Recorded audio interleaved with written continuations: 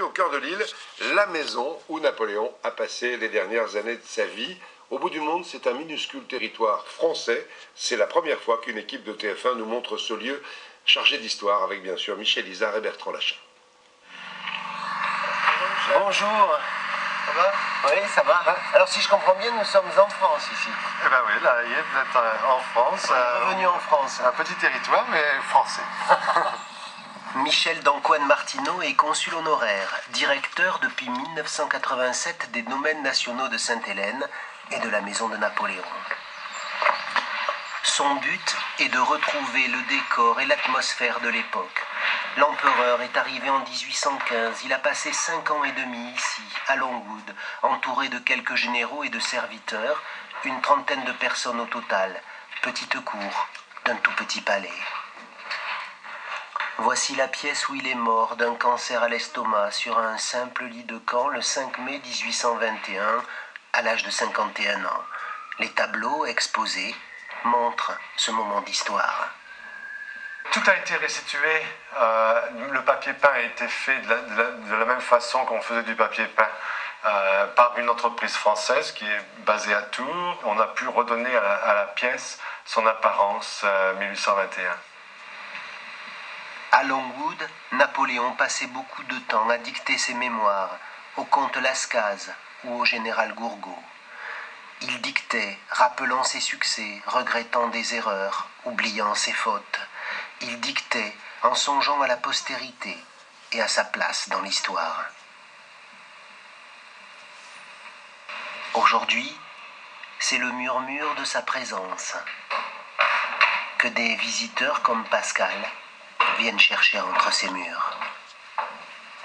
C'est ce trou dans les volets qui permettait à Napoléon de regarder avec sa lunette ses geôliers sans être vu. Et ça, c'est très symbolique de l'exil à Sainte-Hélène. Pratiquement personne ne voyait Napoléon, alors que lui observait depuis Longwood les soldats anglais autour. La maison de l'empereur reste la principale attraction de Sainte-Hélène. Le bateau amène toujours quelques touristes, comme Monsieur Dofton que nous avions rencontré et qui continue son travail de mémoire à la recherche des traces d'un de ses ancêtres. Je me demande si mon arrière-arrière-grand-père est venu ici et s'il a pu voir Napoléon dans cette maison. Après sa mort, tous les habitants de l'île, même les esclaves, ont défilé dans l'antichambre pour voir le corps de celui que les Anglais appelaient le général Bonaparte. À côté, il y a la chambre de ses insomnies, 20 mètres carrés, si loin des Tuileries. Bien sûr, la Grande-Bretagne devait s'assurer qu'il ne s'échappe pas. Mais vraiment, c'est triste de voir qu'un si grand homme ait dû finir sa vie ainsi.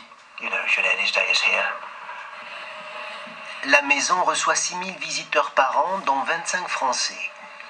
Mais soudain, un bruit nous attire. C'est une intrusion flagrante dans l'espace aérien français. Un moyen d'espionnage qu'aurait sans doute apprécié le gouverneur Hudson Lowe, chargé de surveiller Napoléon. Il avait suffisamment de soldats. Il n'avait pas besoin de ça. Les images de Mike nous permettront de voir le domaine de Longwood sur fond de mer, avec la partie où vivait l'empereur et les appartements des généraux derrière. On découvre aussi les jardins à la française dessinés par Napoléon pour combattre son principal ennemi, l'ennui. Les jardiniers du domaine continuent à s'en occuper et Georgie a un petit protégé, vestige de l'exil. Regardez, planté par l'empereur. Un vénérable chêne vert qui a presque 2 siècles.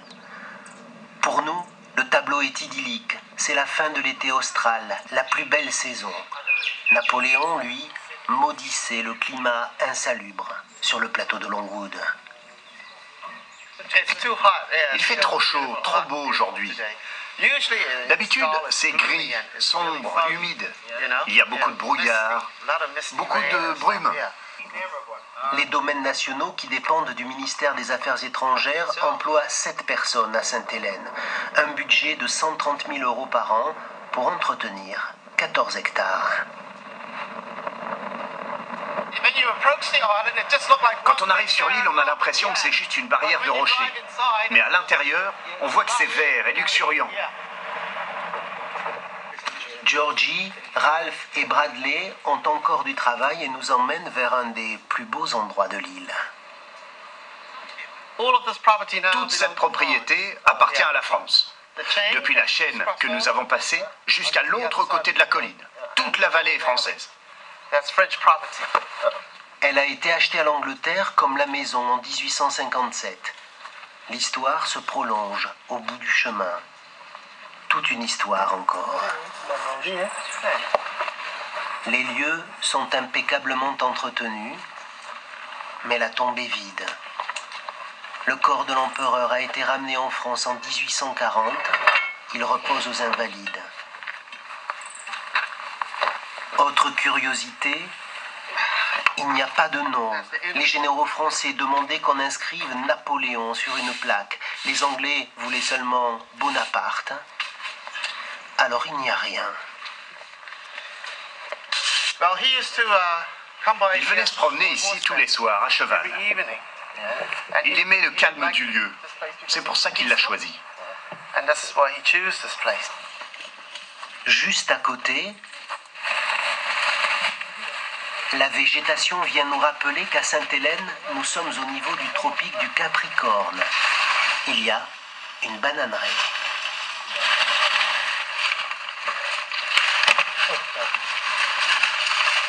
Ouais. Les bananes du jardin de la tombe de l'empereur. C'est quelque chose, hein? De l'enterrement, le 9 mai 1821, au départ des cendres, 19 ans plus tard, la tombe était gardée en permanence par une sentinelle. Pendant les quelques 2000 jours de sa captivité, tous les soirs, à la nuit tombée, Napoléon voyait s'approcher les soldats anglais à 15 mètres de la maison pour l'encercler jusqu'à l'aube. Loin du soleil d'Austerlitz, dans la longue nuit de Longwood.